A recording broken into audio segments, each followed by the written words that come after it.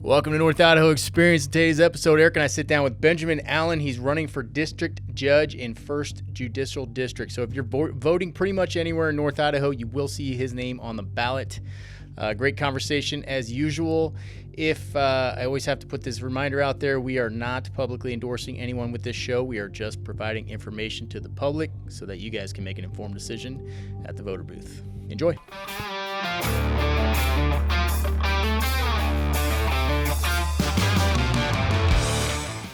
So Ben, are you from here? Well, I'm from Idaho. So Okay. when you say here, I think it's all relative to a degree. So, Sure, yeah. Raised my entire life in Idaho. I grew up on a cattle farm about 3 hours south of here off the Clearwater River. So Oh, that sounds glorious. it was a logging community, very remote. I had the privilege of running the ranch as a kid, and that's really where I trace my roots back to. But running off, getting a law degree, setting up a legal career, there really wasn't any opportunity to go back to my hometown per se. Right. Hometown's only got about 600 people in it, so there's no law firms, there's no attorneys there. Those are small roots, man. That's yeah. What age were you driving a tractor? Oh goodness, I probably better not disclose.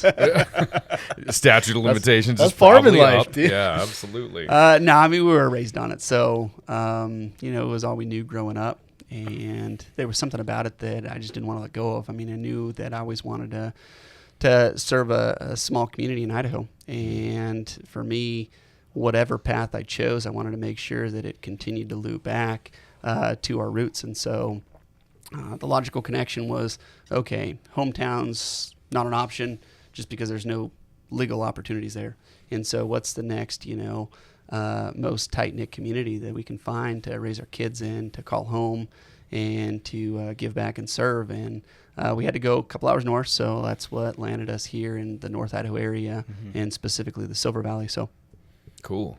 So what was it back then when you went, all right, cattle farming, lawyer? Like, how did you go from that to law? What was it that appealed to you about law? yeah, I wish my memory went back far enough to actually grab a point in time. Yeah. But my parents kept for years, they kept this little sheet you fill out in kindergarten on career day. And all the way back then, my career day, drawing said attorney. Yeah. And so for me, it was always just a career path. I never deviated from it. It never interfered with my perception of the importance of all walks of life, particularly the blue-collar roots that my family traces back to. But I knew that I wanted to go pursue a legal career, and I didn't know anything about it. We have no attorneys in my family.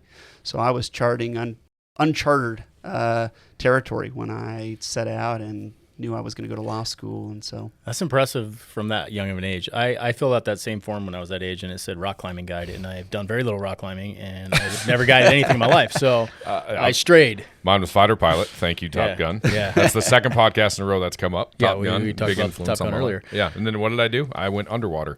Yeah. So that checks out. Yeah, all right. Well, good on you for sticking to the course. I definitely didn't do that. Yes. That shows consistency. That's right. So is that your first, where'd you go to law school? I went to law school at Gonzaga. Okay. And don't be fooled. I went to law school at Gonzaga, but I found housing in the closest possible location without crossing the border. So I lived on Hauser Lake for 3 years. Oh, Eric's stomping grounds. That's my hood. Okay. Yeah. I saw the Hauser coasters here. Yeah. Lived on Hauser Lake, and we were there for actually about 4 years or so, and allowed me to go to law school at Gonzaga, where I could just commute across the border every day. It let me stay in North Idaho, so I didn't have to give up that aspect, and I was able to do all of my internships and all my legal placements here in Idaho, so I never had to leave in that regard either. So Very cool. But get the education over there. And that's not a bad commute. I mean, you're talking 30 minutes, maybe just a bump over that. My wife works at Valley. She's an ER nurse at Valley Hospital, so we make that commute. We've been doing that for the better part of a decade. It's not bad. No, it was easy. I had a motorcycle all law school, so during the warm weather months, I just jump on the bike and run over. So 20 minutes. Yeah. All right, you're not going to say. Okay. Take the old Newman arm, right? Yeah. Is that the Back Newman road? arm? Yeah. Like I'm Newman learning. Lake. 53 to Trent, whichever one is less occupied by Yep. Kootenai County. Yeah. So out of law school, where'd you end up after that? So I've been in Shoshone County ever since I finished Okay. law school. When When I was in law school, I did a total of 4 different internship placements, which is more than normal. A lot of students will do 2, maybe 3. I was blessed with the opportunity to essentially do 4. And it was really just my pursuit of the broadest array of legal exposure I could get. I wanted to see everything that was out there. And so my first internship placement was I was looking for an opportunity to get to a rural part of Idaho that had a general practice firm with an old-fashioned attorney that knew what it was like to be a part of a community and to integrate in and have to do everything. So I was looking for a jack-of-all-trades attorney, and I had an opportunity to bunk up with somebody in Salmon, Idaho, down in Lemhi County, and I knew I could go down there. I could scout all summer for pronghorn and elk. I could be doing my internship placement, knocking out all my school credit hours. And so I thought, well, this is great. Let's go down there and let's do this. So I tracked down the only attorney I could find listed in the proverbial phone book in Salmon, Idaho. And it was Withers' Law Office. So I jumped on the phone, called up Withers' Law Office, asked if he had a spot for an intern to come spend the summer learning from him. And he said, well, I've never been asked that question. And he goes, I bet we could find something for you to do, but you're probably going to need to spend time with somebody besides me because I don't think I got enough work to keep you busy full time. He goes, how much you want to work? And I was like, I want to work every day. I want to learn as much as I can. He goes, yeah, we're going to need you to get to plug you in with the judge. And I was like, how's that going to work? So he passes me off to the magistrate judge down there, and the magistrate judge says, yeah, I'll take you for 2 days. I'll leave you with Bruce for the other 3, and you can clerk for me for half the week. I've got plenty of civil stuff that doesn't involve Bruce's docket, so there won't be any conflict. He also had a docket down in Bonneville County, and so he goes, there's plenty of clerking for you to do. You can help draft legal opinions. I'll teach you the life of a clerk, and I'll keep you busy here. So I thought I was going down there to, learn how to do trust, wills, business law, etc. And I did do some of that. But when I showed up, I found out as I walked into Withers' Law Office on the first day that I wasn't handed any trust or wills. I was handed a stack of police reports. And that's the point that I learned that Withers' Law Office was also the elected prosecuting attorney. And so I walked right into a internship at a prosecuting attorney's office without really knowing what I was getting into at first. Mm-hmm. By the time the summer was over, it was phenomenal. I got to see so many areas of law. I did get to learn, trust, wills, estates, probates, all of that good stuff. I also got to see some municipal work because he represented the city of Salmon too. So I got to see what went into drafting local ordinances and dealing with local land use planning issues. We had a major road validation case, which road law is its own scope of work in and of itself. I mean, there's attorneys in Idaho that just specialize in road law. And so I got to see one of those cases. And then I'm also getting this exposure to, constitutional analysis, search and seizure, jumping inside of the courtroom on a daily basis as a prosecutor, which in a small town, you've got to be able to do that. You've got to be able to be in the courtroom every day if that's what the prosecuting attorney's office demands of you. So I got to see that side. And then I also got to have that internship experience with the judge where I was clerking. So I walked away from that summer with just so much information to try to grab and bring back with me. That's huge. And so after that, I decided, all right, well, I saw small town practice. Now I want to balance out the scope. So I go from there, and I went and interned with the U.S. Attorney's Office. So I was with the federal prosecutors for a while and spent time underneath Tracy Whalen, who's still there at the branch. I know Tracy. Yep, I've had cases with her. Yeah, so I was there with Tracy. There was Mike Mitchell is still there, so he was there at the point that I was interning with that office, and I got to see federal prosecution through that lens.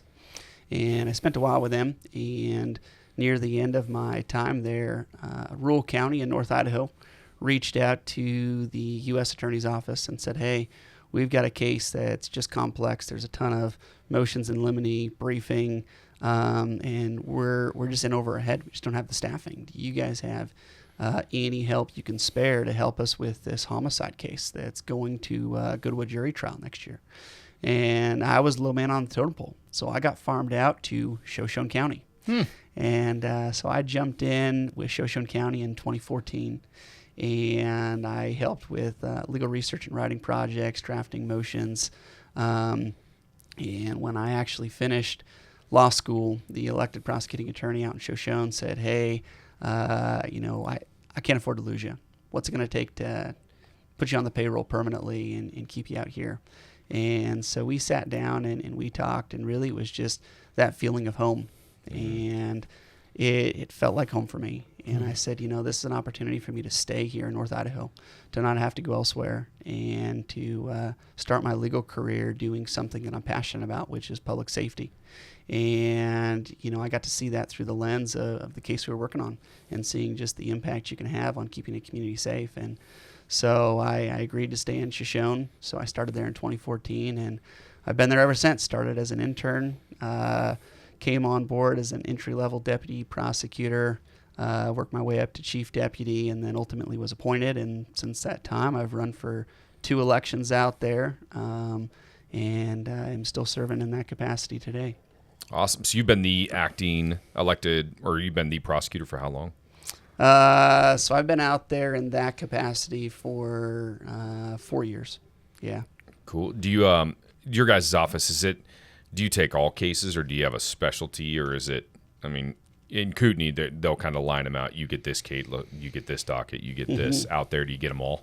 So we have dedicated dockets. So I've got 4 attorneys that work in our office. I have one that's pretty dedicated to civil matters. And then I have 2 that are pretty dedicated to criminal matters. One has the primary reins on the general felony docket, so the district court docket.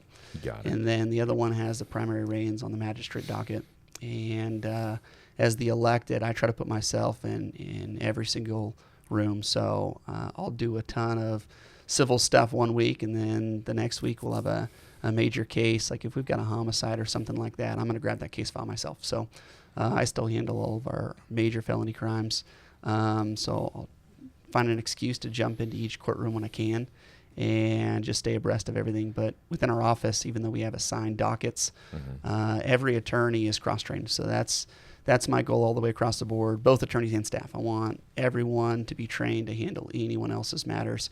And so we have a lot of fluidity within the office. We might have our own docket that each attorney is supposed to own, but if that attorney's double booked, we can hand that case file off to any other attorney in the office, and we can make sure it's covered. So I think that's really kind of a necessity in a small environment like that, and it's worked well for us. So, go ahead. What's the caseload like out there? Ooh, this last year, last couple of years, we've actually breached the 2,000 caseload mark total. Wow. So we've had over 2,000 case filings in Shoshone County for a couple of years now. If you look at some of the data sets per capita, Shoshone County is off the charts. It's usually in the top 3 highest per capita caseloads in the state. And it had the highest crime rate there for a while. Per capita, highest crime rate in the state. Yep. Which, we can thank I-90 for a large part of that, right? So we've got a big portion of our caseload comes off I-90. And it's been something that I think the local community has still gotten behind. We understand that it's our part to play in helping, particularly with interdiction. If every jurisdiction said, "Oh, well, that's an interstate, we'll just let them go through," then there'd be no end. So I think every jurisdiction has to, pony up and say, "This is our role. If it's coming through our jurisdiction, we're going to stop it." And Shoshone County's done a great job of that. I know that, Seth Green spent a few years out there, and he really spearheaded a lot of that emphasis in saying, "Hey, the buck stops here. You don't get to come through this sliver of North Idaho with a free pass." And he was really intentional. He and his crew out there, they did a phenomenal job of saying, we are not going to allow a free pass through Shoshone County. So, we're going to put our guys wherever the crime is. And sometimes that means that you're policing inside of city limits. Sometimes it means you are going to jump out on the interstate and do interdiction. And I think they found a healthy balance between the two. But to your point, it does result in a higher caseload. So you've got to be able to understand that that's just the cost of public safety. I was going to ask you, say, how much did your caseload increase with the hire of a particular captain at Shoshone County? Because he's one. We joke about it all the time, but there was a handful of it didn't matter what agency, but there were a handful of cops that absolutely just made it a mission to try to get them to use a different route, and it worked. Yeah. I mean, they started taking 200. They wouldn't take I-90 anymore. It was worth it to drive all the way up and around to try to avoid it. Yeah. Our little there would be sharks out there, and it gets expensive. Gotta have the sharks. Yeah. How's the sheriff's department doing right now? I know they've had a big shakeup lately. Are things simmering down? They're in a rebuilding process, I think. I mean, obviously, you've got new administration. Yeah. You lost a lot of veteran guys that had a ton of institutional knowledge. I just called out Seth Green. There were a couple of other gentlemen that spent a number of years out in Shoshone County that have recently left. I'll call out Ben Abshire, was one of our canine handlers, did a great job on interdiction stuff. Jared Beliski, another guy that was superb for the department out there and helping to crack down on some of that stuff. So I don't know that I would put my finger on any one person. I think they worked together as a team phenomenally. And we processed a ton of search warrants during that time, and I was happy to do it. I mean, we saw our search warrants in a matter of a few years. We went back before those guys, and there was a year, just a few years back, where we processed a total of 9 search warrants in the year. And then we took that number, and I want to say last year we did, I believe it was over 50 search warrants in the year. Huge and jump. so for a small jurisdiction like that, to say, okay, this is the emphasis that we're putting on keeping our streets safe and getting the drugs off the interstate. I mean, I think they did it. And so we talk about the increased caseload. It went up, no doubt about it. And I think that there was definitely individuals that played a prominent part in that and were aggressive in making that a priority. But at the same time, I also think that they did a good job of being mindful of community policing. I think if you went around town, like those 3 gentlemen I just named, you ask residents within the community, and they'd have nothing but great things to say about their interactions with those officers. I think they did a great job of being in the community. We tried to say, I brought this up before, but it is hard to commit other crimes when you're looking over your shoulder all the time. And oftentimes drugs is at the crux of what I would venture to guess would be 80 to 85% of property crimes, if not all of it. I mean, drugs are at the crux of so many and violent persons crimes. So if you're out there and those individuals within the community that are engaged in that type of activity know that there are sharks out there waiting to snatch them up roadside, it's hard to go commit those other crimes. Yeah. That's definitely a policy. You brought it up. What did the search warrant process look like with Ben Allen? If you were the prosecutor on and they go out and they're interdicting and it ties back to a house, what was your turnaround time like? I would say we've got a pretty good turnaround time. So one of the things I did this about 2 years ago, is I implemented an on-call prosecutor rotation. Prior to that, attorneys would go home at the end of the night. If an officer needed a search warrant, you just start calling personal cell phones, and you hope somebody hears the phone ringing and gets out of bed, or you drive over to the elected prosecutor's house in the middle of the night. You start knocking on doors. They roll out of bed. And I think that process was a little cumbersome.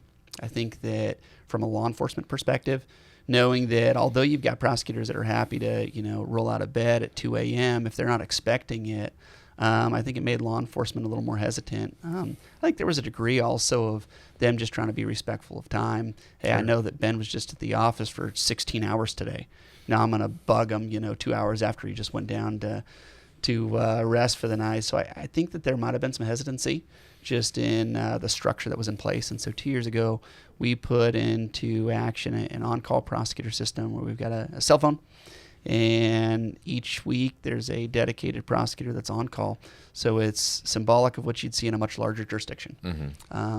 Not necessarily symbolic of what you might think for a rural county in Idaho, but just because of our caseload and the types of calls we were getting, we thought we want to make this resource available to law enforcement. I want to know that my law enforcement officers within the jurisdiction, whether it's county officers, city officers, we've gotten after hours calls from the Fish and Game. I want them to just know, hey, if we need a prosecutor in Shoshone, we can get a prosecutor in Shoshone. I absolutely think from a law enforcement perspective, it's a necessity.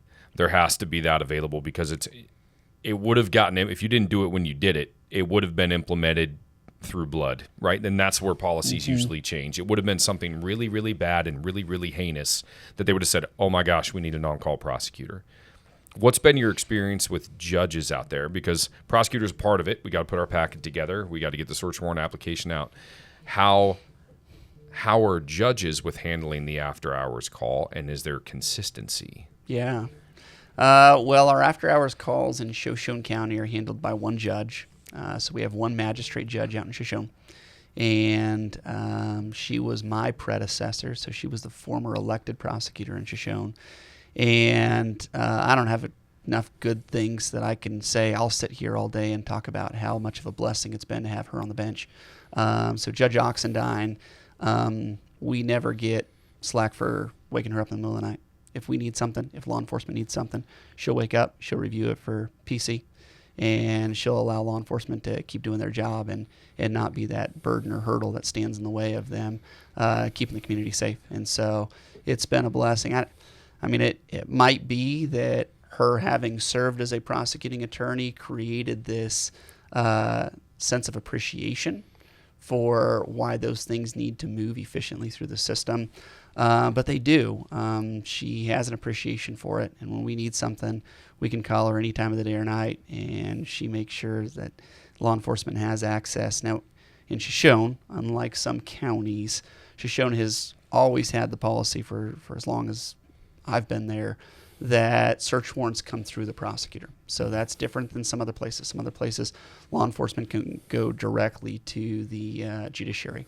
In Shoshone, our judges like that process to come through the prosecutor first, then get presented to the judge as kind of that initial screening, just to say, yep, I am in front of the judge, week in and week out. I know what the judge's standards are. I think this will meet the judge's standards. So that way, when we do wake the judge up at 2 a.m., it's already met one person's opinion of what we believe the judge's threshold is going to be. And I think that... So she can yell at you if it turns... I get what you're putting down. All right, I'm tracking. Yep. Another layer of insulation. Yeah, but to your question, it's been great. She's been a phenomenal judge for us. She understands the importance of keeping those things moving, and she's always been an advocate for saying, this is my job, and this is the judiciary's role in this process. So, sufficient to say you would, as highly as you speak of her, you would carry on that same sort of policy and standard. Absolutely. I can see the benefit in having judges that work together, especially at the local level. And even though your magistrate judge is the primary judge that serves for those on-call matters, at least that's how Shoshone has always structured it. I do think that having two judges that can assist one another is helpful in that regard. If I'm blessed with the opportunity to serve as the district judge in that jurisdiction, I absolutely will be reaching out and saying, hey, how can I help to take this workload off your shoulders when you need a week off or whatever that looks like. Yeah, I was going to say, she deserves a week off every now and then, too. So she can just go shoot iguanas in Florida, too. How many judges? So there's 2 judges in Shoshone County, or are there more? Yes, sir. Okay, and then for those that don't know, what's the difference between a district and a magistrate judge? Yeah. So in the most simplistic terms, your magistrate judges are going to be handling misdemeanor and infractions. At the criminal side, they're also handling the felony docket up to prelim. So they'll hear the preliminary hearings that we have in Idaho, and then they pass those cases off. On the civil side, they handle a lot of your family law matters. They're going to handle civil disputes of low dollar value. They handle your small claims. So they deal with that sort of thing. They also handle juvenile dockets, child protective dockets. At the district court level, that's where you're going to get into your high dollar civil disputes. You're going to get into your felony cases, and the district court also serves in an appellate capacity too.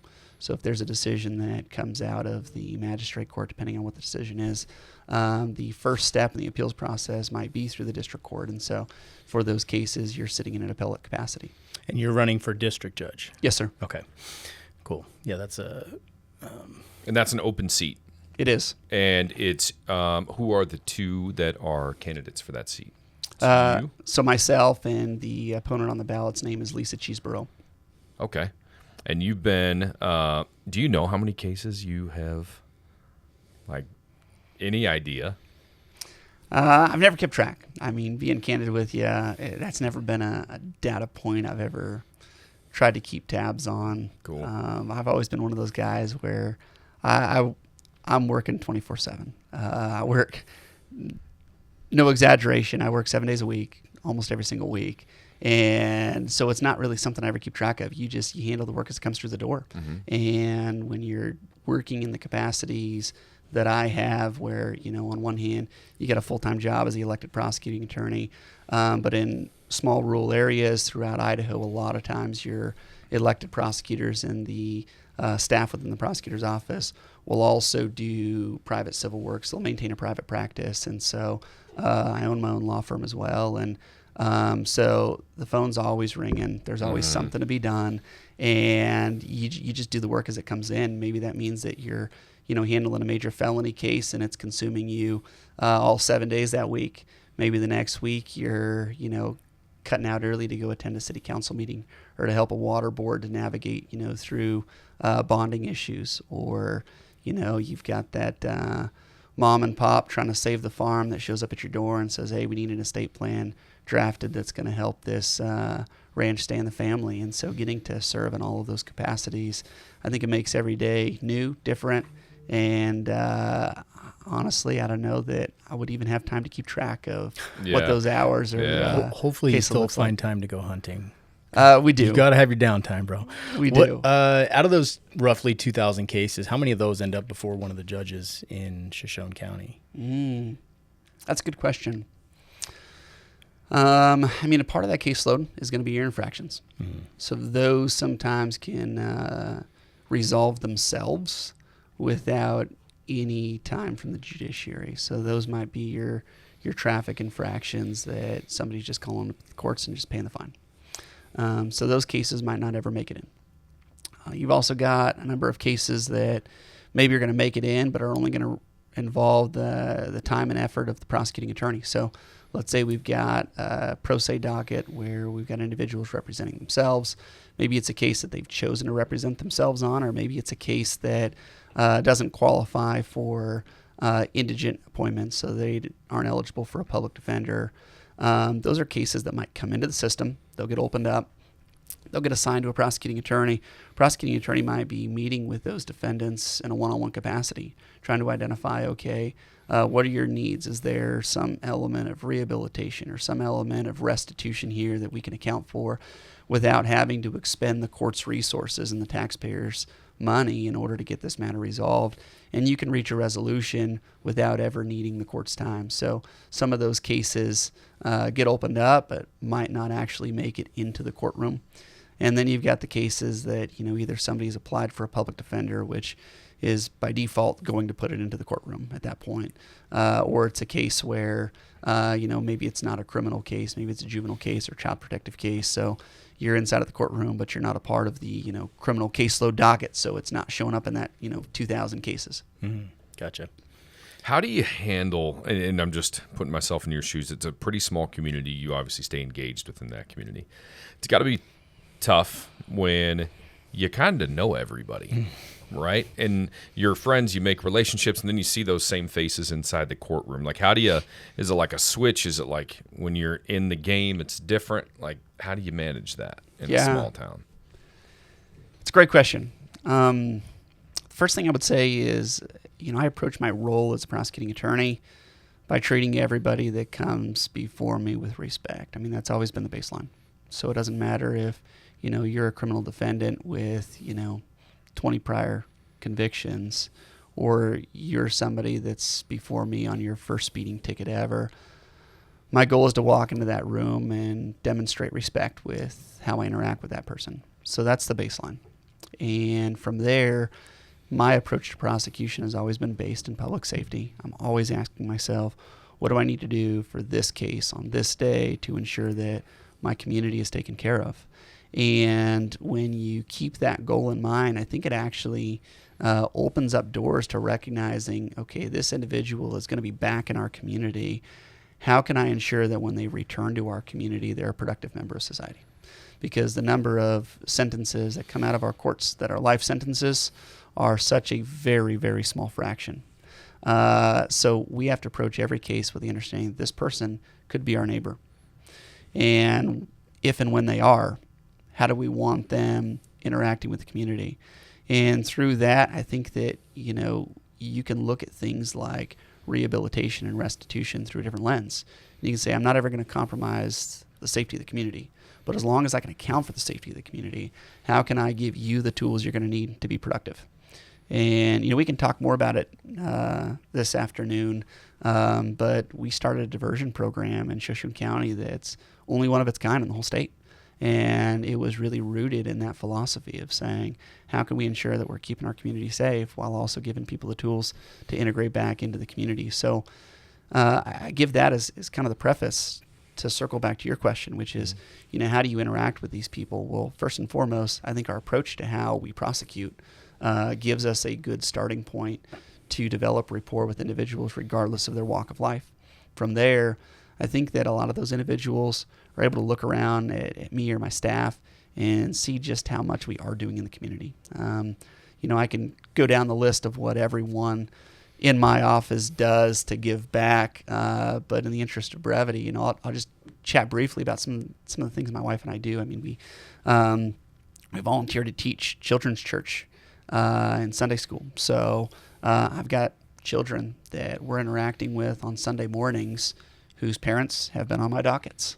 And I'm just loving on those kids, pouring into their hearts and trying to help develop those young kids and give them a positive experience.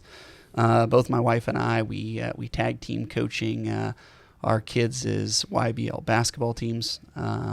We both have helped coach our kids' T-ball teams. We've actually got flag football over here in Coeur d'Alene starting, which I raised my hand and said I would help out, which has resulted in apparently being named the head coach. So we're getting ready to jump in on this side of the hill, coaching flag football here that starts next week. So we're doing things like that. I'm a certified basketball official, and I've done football officiating too at the high school level. So we're running up and down a field or a court all fall and winter with kids. Dealing with unruly parents. Parents. Some of those might be sitting in this room right now. Right. No, I coach football for 6 years, man. How old's it's your son that you're going to coach? How old is he? He's 6. Man, enjoy those those early years. I mean, I coached flag football and then on to junior tackle football here in Coeur d'Alene. And man, he's in high school now. I wish somebody would have told you it was the good old days when it was the good old days.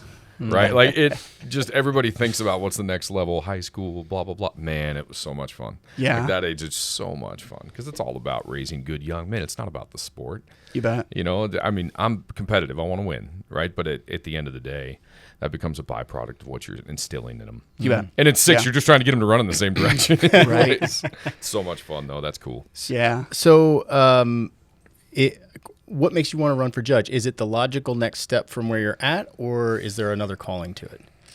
I'd say a combination of the two, right? So I think when you're looking at a lot of our judges, they've worked their way up the ladder, and this isn't all of them, right? But they've worked their way up the ladder, and at some point they, I think, develop a greater appreciation for the impact that our judges have.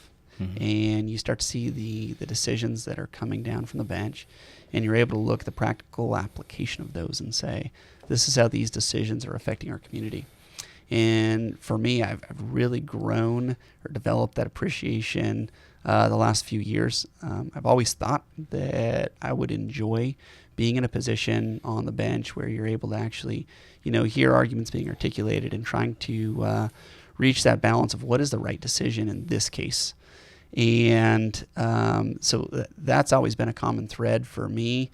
But more recently, I think I've really grown in my appreciation for saying these are the impacts. Like we can see firsthand the things that are affecting us, that are affecting our families, that are affecting our communities. And a lot of those decisions are decisions that are being made by the bench. And so when you recognize that they've got the ability to really shape our culture and shape our communities, I think you can grow in your understanding that we need the right people in those positions if we want to keep North Idaho. Mm-hmm. Well, it's a really good segue here. I know where you're going. Where am I going? Court watch. Yeah. So I know we talked about it a little bit before the podcast, but we kind of started a court watch program that's gotten some legs, and our entire goal with that is just kind of illuminating the entire, a little bit of the judicial process. I think when we go to vote, when you're looking at either retaining a magistrate judge or looking at a judge's election, like right now, it is, short of you coming on things like this, it's really hard to go find out what your history is. Generally as a prosecutor, that's really tough. But as judges, there's no way. We can't go find anything unless it was a sentencing decision on North Idaho News, right? Which isn't the totality of that case. But to go find out what patterns and processes they generally implement in a prelim, motion to suppress, we can't go find any of that. Yeah. So our goal is just to get that information out to voters, and the way that we intend to do that is surveys from people that are often in court, whether it's bailiffs, prosecutors, defense attorneys, jurors, hopefully that would be awesome, advocates, probation officers, cops, just people that are in there. You get enough, you can start to develop trends. What are your thoughts on that? Do you see anything with that would be, threatening to the position that you're pursuing right now? Yeah. Well, I'll start by saying that I've always been a huge proponent of transparency. I think at the root of your question, though, is how do you bring out the transparency when it comes to judicial decision making, and how do you get that information into the voters' hands? And I mean, you've identified it's hard. Yeah, right. It's really hard. Challenging. Through this campaign process, I've actually ran into countless people that have told me, every time there's a judicial race on the ballot, I just pick up the phone and I call whatever attorneys I know and I say, hey, who am I voting for? And there's a lot of people that operate that way because, judges, there's nobody that's probably going to know their decision-making best than the people that spend the most time with them in the courtroom. And so it makes sense. I get why, people, if they want to answer the question in 30 seconds, that's the quickest way for them to answer the question about who they should vote for. Right. Giving them more tangible information to say, hey, let's educate the decision and let's base it on, something that you can attach your opinion to. That's where grabbing and extrapolating out some of that data or information, I think, would be really valuable. One of the things that I think might pose an additional hurdle is, some of these judicial races. Well, we'll start by saying the vast majority of them are uncontested, right? So most judicial races, once somebody actually takes office, the common perception is that it can be career suicide for an aspiring attorney to then run against a sitting judge. So that's one of the deterrents, right? It keeps people from running against sitting judges. So more often than not, your contested judicial races are the ones that are being filled as a vacancy, in which case you're trying to compare candidates that don't have any judicial record because they haven't been judges before. And obviously that's the case in my race as well, right? So you've got two people that are both, vying for an opportunity to serve the community from the bench, and you don't get to look at how did they rule on cases. And so you end up looking at other things that you can maybe grab onto, such as, what have they done during the course of their career? Can I try to look at the body of work that they have as an attorney and try to make an educated decision on how I think they're going to rule from the bench based on, what I've seen from them during the course of their career.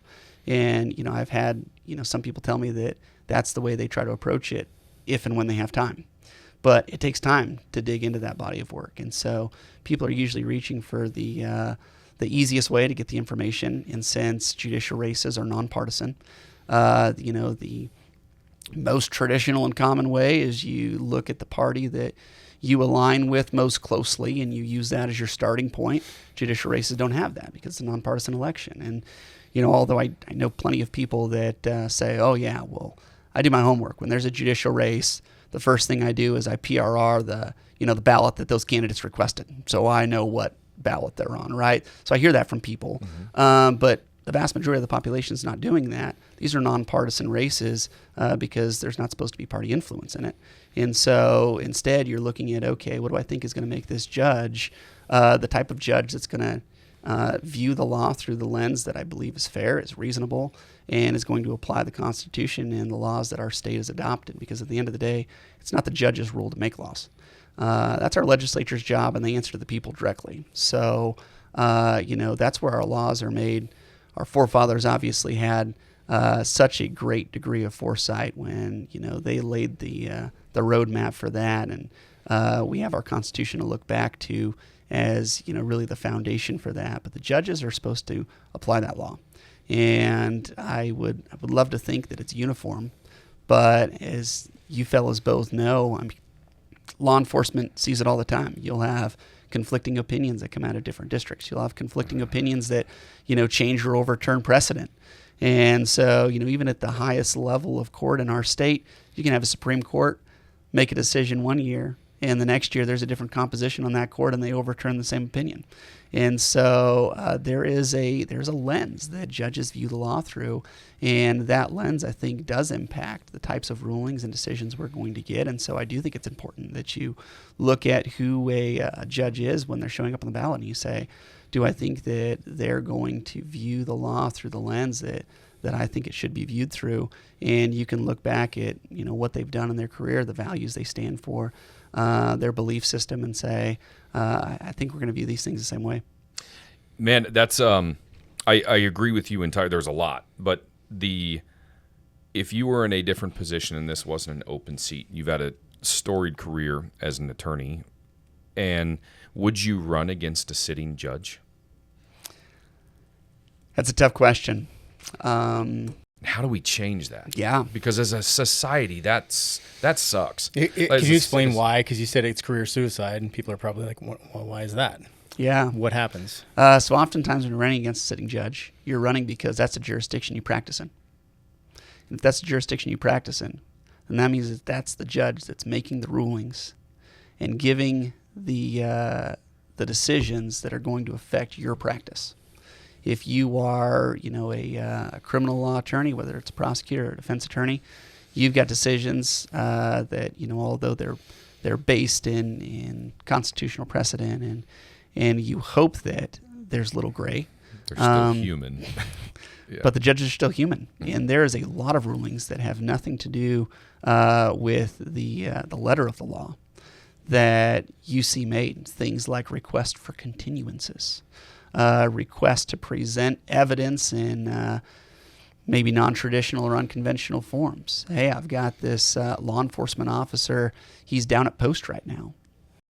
Can I get this officer approved to testify via Zoom so we don't have to fly him all the way back up from Meridian or interrupt his post-training?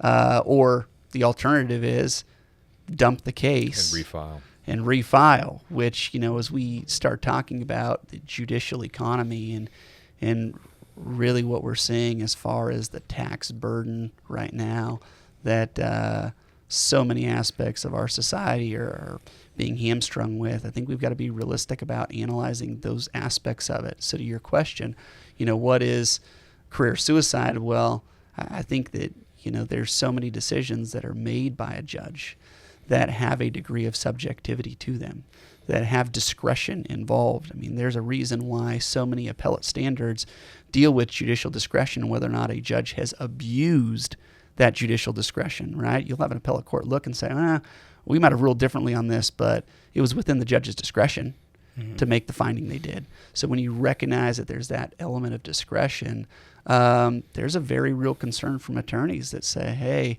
I don't want to upset the sitting judge. And if I run against them and I lose, I'm going to risk that. And so it's, going back to the original question, which is, would I ever run against a sitting judge?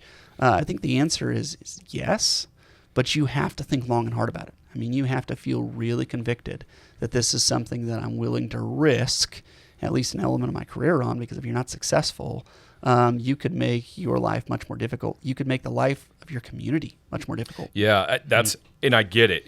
That wasn't intended to be a gotcha. That's what we're dealing with right now, and part of our motivation for this. I don't know, because we had Stan Mortensen on, prosecutor for Kootenai County, and he said he couldn't find any data in the last, what did he say, 20, 25 years, where an incumbent judge has been beaten. So we got, and the goal of this is not for that. But I do think it's really easy if you're there for too long, and I got a question for you about this, but if you're in that seat for too long, I think it's really easy to lose perspective. And after a while, you just watch decisions change and over the course of time, and there does come a point in time where somebody's past their expiration date in any profession, all right? We all watched Peyton Manning's last year. You know what I mean? Like you go past your expiration date. And I do think it's important to have a mechanism in place to have some sort of competition. I'm always going to be a believer in competition.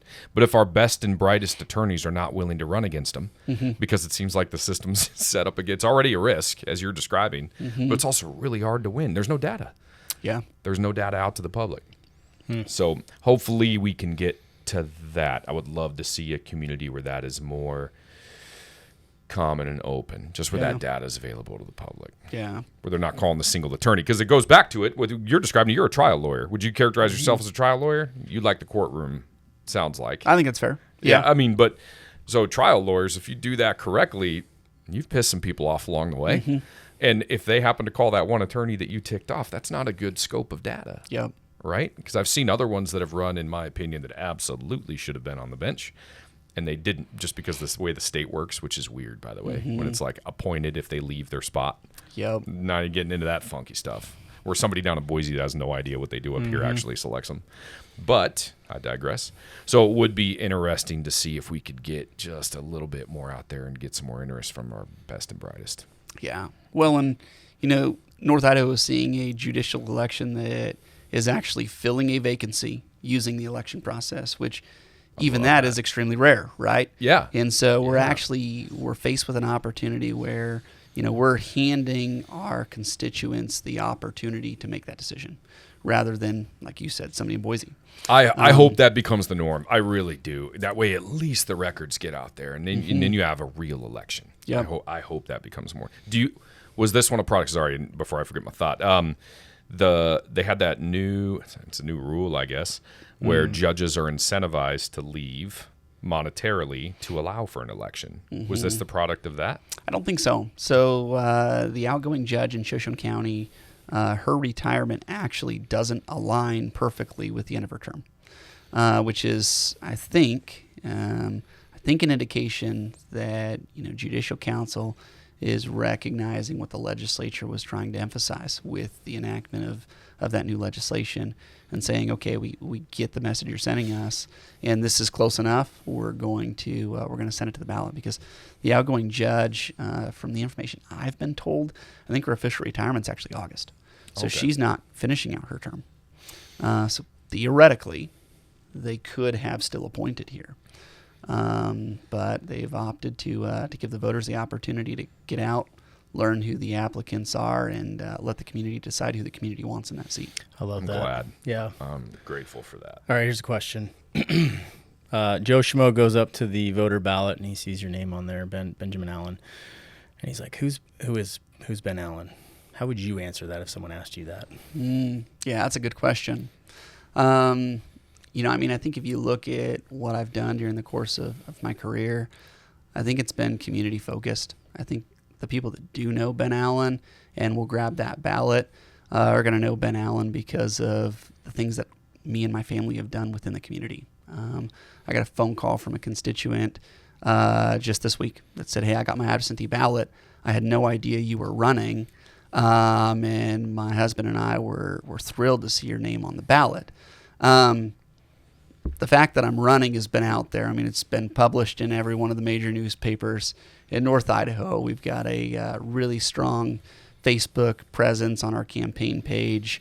We've been putting information out there in the public. I mean, there's yard signs. We got banners going up. All of that said, they still had no idea, even though they knew me. The reason why they knew me is because I'm a hunter's education instructor for the state of Idaho. So because, I spend time every single year in a classroom with kids teaching firearm safety and getting them certified to become, young aspiring hunters in our state, all of a sudden now they're connecting those dots and they're saying, "Hey, I know this guy." Last night, another correlation, ran into a gentleman at an event. He and his wife came up, and they came up to my wife and I and said, "I knew that was you," and name tag on so they could put it together. I smiled. I shook the hand. At first, I had no idea who it was. My mind's spinning a million miles an hour. I get to see a lot of faces, and so that happens to me often enough where I'm trying to connect the dots and figuring out where I knew somebody from. And he said, you're the guy that started the Rod and Gun Club at Gonzaga University 15 years ago. Cool. And I said, yes, I am, right? And he said, what are you running for? And I said, I'm running for district judge. And they were just elated. They were like, we lost track of you, after you graduated law school. Hadn't really kept up with, where you wound up. But this is so neat that you've stayed here in North Idaho and that you're going to run for a judicial position here. So to answer your question, I think it's, the body of work that we've put in to just be a part of our community and make our community better. I think that when people get the ballot, that's what I hope they see when they're going down that ballot and they run into my name. You do a lot. Keep busy. Yeah, it gives me heart palpitations because we're so busy. I get stressing me out. Yeah, that's a lot, man. It's safe to say you're very Second Amendment friendly and a firm believer in the Constitution, which is, something that North Idaho, I think, is rooted in, thankfully. Mm-hmm. So I like to see that. That's great. Yeah.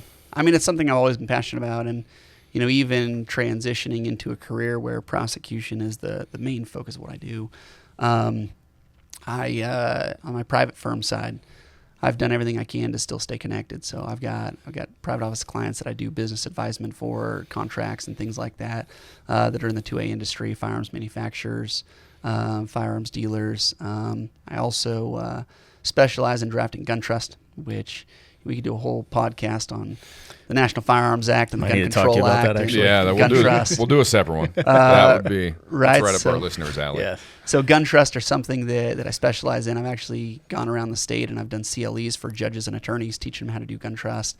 And to your point, I mean, you asked, am I an advocate of our gun rights? And I try not to advertise this too much just because I don't have the unlimited capacity to do work, but we do our gun trust at literally cost. I don't make a dime off gun trust. I do them as labor of love. So if people come through our door, it's a living trust. It's got a number of components. It takes me a few hours to put together, even just the signing appointment, to sit down with a client and say, okay, here's your trust. Let me teach you about the National Firearms Act, the Gun Control Act, and why we're doing this.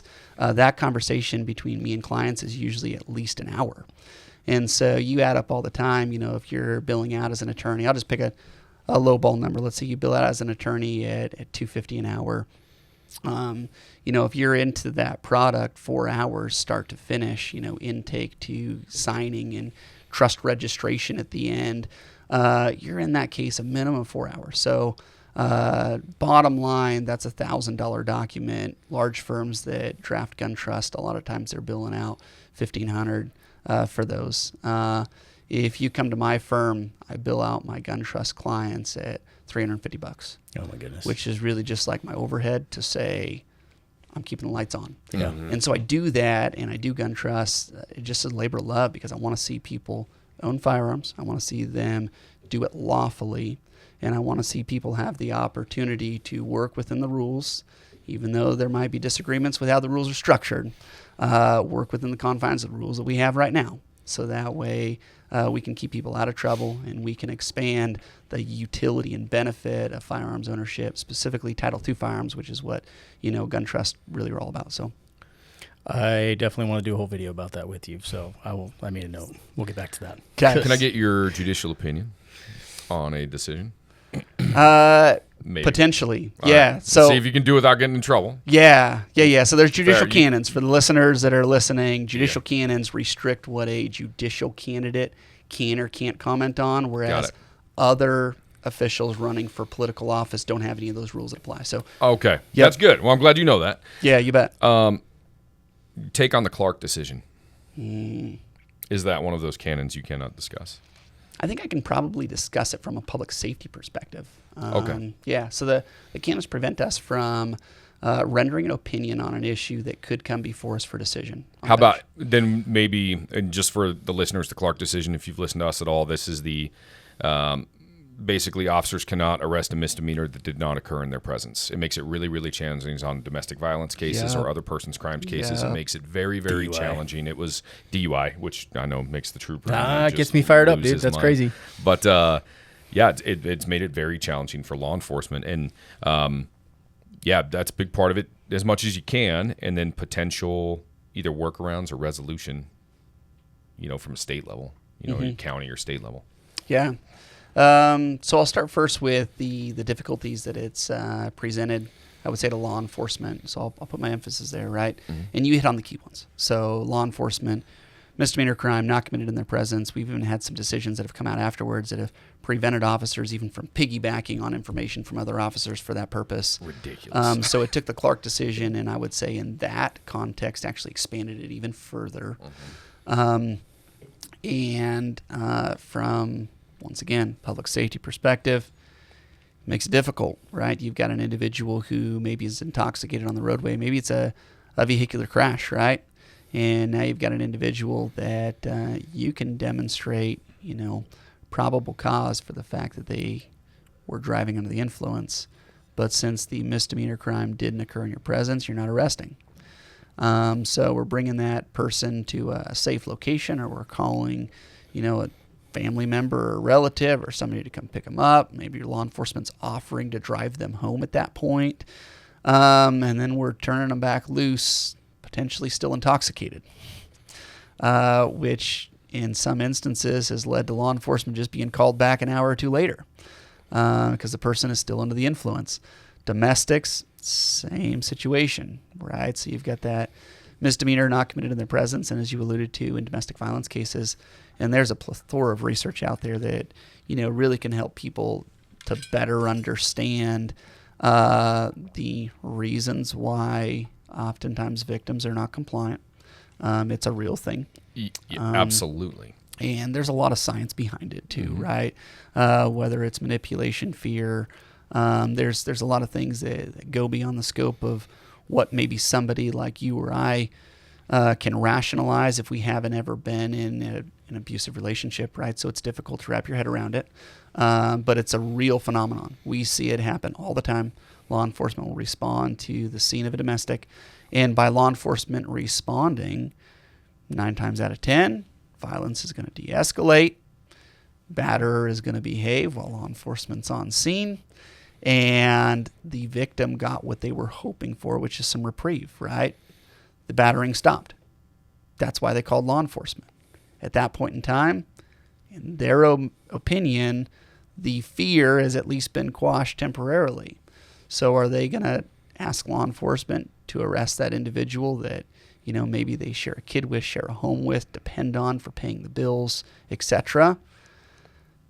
You don't know. Well, with the Clark decision, now we are asking them to arrest them themselves because they witnessed it. So it has to be a citizen initiated. It's crazy. That's terrible. So you're going where I was going. Man. We're on the same wavelength. Yeah. You hit the nail on the head, right? So now law enforcement is having to say, are you willing to step into the role of law enforcement, essentially, and help effectuate the arrest? And the likelihood of that happening, very minimal. Mm-hmm. Now, that said, as soon as law enforcement leaves the scene, what happens? Worse. Who knows? Yeah. Right? You definitely can say worse because oftentimes it is worse. Mm-hmm. But from a law enforcement perspective, they don't know. It's a big question mark. They're leaving the scene with a degree of uncertainty, not knowing if they're going to be called back. And during my years of working with law enforcement post-Clark, I'll still remember vividly the day that the Clark decision came out. I was actually in district court. I was handling a felony trial, and we had our officer on the case. Probably wasn't supposed to be on a cell phone, but he was on a cell phone, sitting back in the third row. And we took a brief recess, and he walked up to the prosecution table and said, "Hey, did you see this case that just came out?" And he's got it up on his phone. And I remember sitting there in the middle of the trial, reading through the decision. And I point that out because it was such a significant departure from what law enforcement had always known. And it changed the way law enforcement does their job ever since Clark. Now, maybe this brings this topic to an end.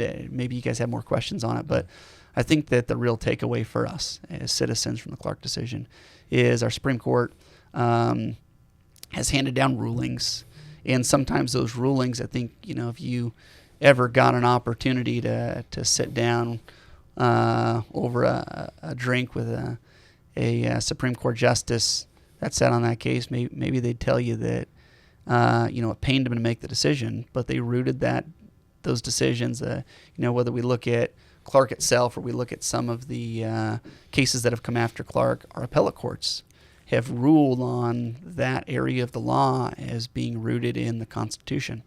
So they're saying, hey, our Constitution says X, and if we want a different decision than Clark, we need our legislature to go change the Constitution. And so it's really a constitutional amendment that's going to be required, at least as long as that area of the law continues to be interpreted through the same lens as it has been by our appellate courts. It's going to require us to amend the Constitution, make that modification, and then reopen the door back up for public safety related matters to maybe enable officers to effectuate that arrest. But that's the current state of the law. It's what we're having to operate with, and we're just tasked with trying to find ways to keep our community safe in light of that ruling. Gotcha. With that, a couple of questions. How long would that take, in your opinion, to make that change at the constitutional level? And are you aware of anything that's been proposed in that regard?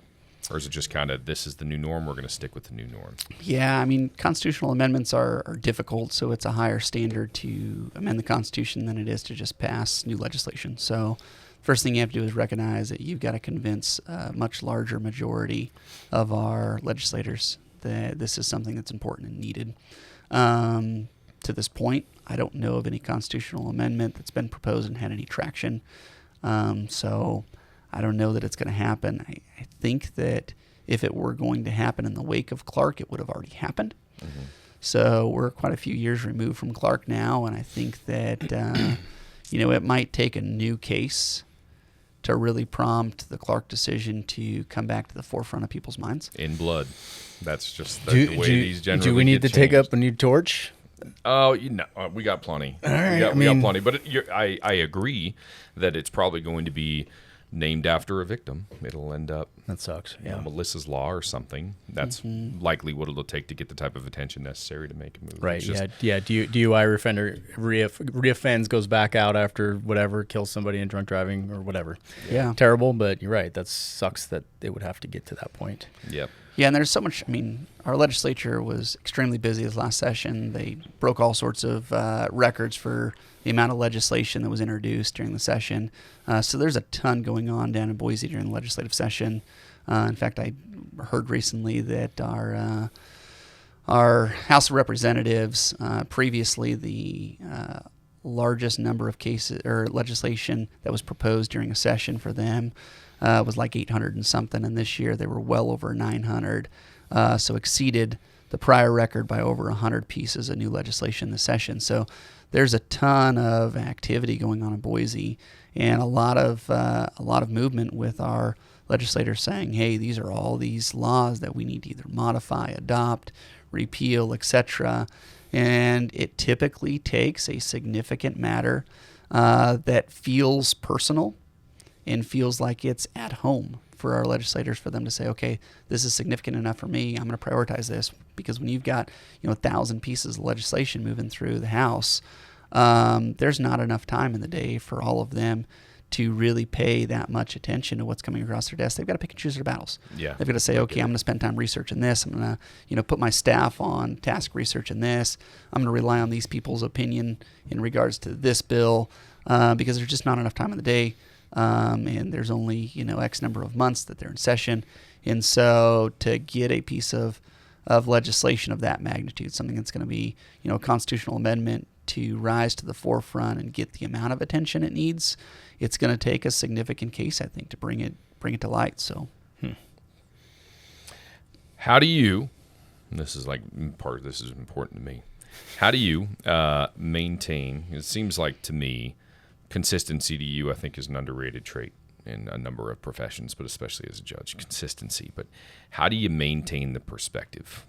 And where I'm coming from is, I've seen a lot of judges that come in, I think everybody's altruistic. Well, maybe not everybody, but most are altruistic out of the gate. They kind of have their set, logic pattern and how they apply it. Yeah. And it seems like you get in the seat, and then it's like you can almost watch the progression, and it's really hard to find those. Sounds like there's a good one in Shoshone, so maybe you have a good example. I'm not giving you your answer, but how do you maintain that perspective where you still stay at ground level and you can really appreciate and value that side? Does that make sense? Instead of being on a different perch. Yeah. But you know what I mean. Yeah, you bet. Well, this ties in with a previous point that I had brought up. And I think that staying connected to your community gives you that context. So I'll start there. I think that, maintaining that connection, continuing to serve, continuing to volunteer, continuing to be integrated within the community allows you to have a realistic perspective about what your community's needs are. So I think that first and foremost gives you at least some degree of grounding.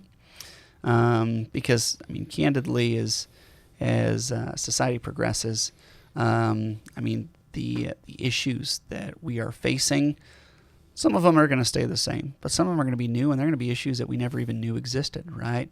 You talk about, one of the recent phenomenons deals with the addiction to cell phones.